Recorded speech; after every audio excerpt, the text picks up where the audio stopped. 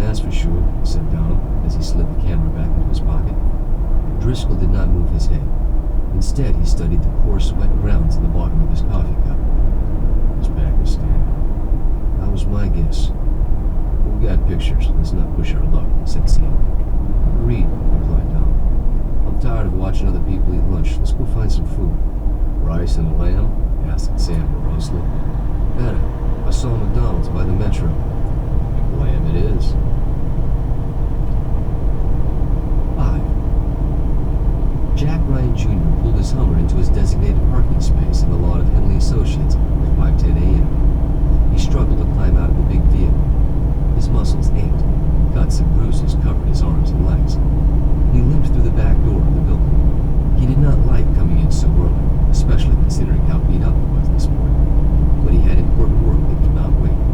At this moment, there were 4 operatives in the field, and although he truly wished he were out there with them, Ryan knew it was his responsibility to provide them the best real-time intelligence he could in order to make their tough work, if not easier, at least not any harder than it needed to be. He passed a security man at the reception desk in the lobby. As far as Jack was concerned, the guard was freakishly awake and alert at this rude hour. Morning, Mr. Ryan. Hey, Bill. Normally, Ryan didn't come in until 8, and by then, Bill, a retired Air Force Security Force Master Sergeant, had handed off his post to Ernie. Ryan had met Bill only a couple of times, but he seemed like he was bored to do his job. Jack Jr. took the elevator up, shuffled through the dark hallway, dropped his leather messenger bag off in his cubicle, and headed for the kitchen. There, he started a pot of coffee, and then reached into the freezer and pulled out an ice pack that had been getting a lot of use of late.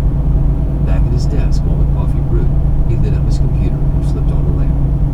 Other than Jack, some IT guys who worked 24/7, a third-shift analytical translation unit, and the security man on the first floor, the building would be dead for at least another hour. Jack sat, held the ice to his jaw, and put his head down on his desk. Shit. 5 minutes later, the coffee maker dripped its last drop into the pot, just as Ryan grabbed a mug from the cabinet. He poured steaming black liquid into it and hobbled back to his desk. He wanted to go back home and lie down, but that was not an option. The after-hours training Ryan had been going through was kicking his ass, but he knew he wasn't in any real danger. His colleagues out in the field were the ones in peril, and it was his job to help them out. And his tool to help them was his computer. More specifically, it was the data that the parabolic dishes on the roof and the antenna farm of Henley Associates pulled out of the ether. The data the codebreakers and the mainframe supercomputer decoded from the near proximity of the information. Jack's daily morning fishing expedition derived its fish from data traffic from CIA in Langley, from the National Security Agency at Fort Meade, from the National Counterterrorism Center at Liberty Crossing and McLean, from the FBI in D.C., and from a host of other agencies.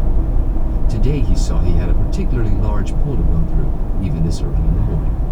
Much of it was traffic that came to Langley from friendly nations overseas, and this is what he'd arrived early to peruse. Jack logged into the NSA's Executive Intercept transcript first. The XITs, or ZITs, would alert him to any big goings-on that he had missed since leaving work at 6 the previous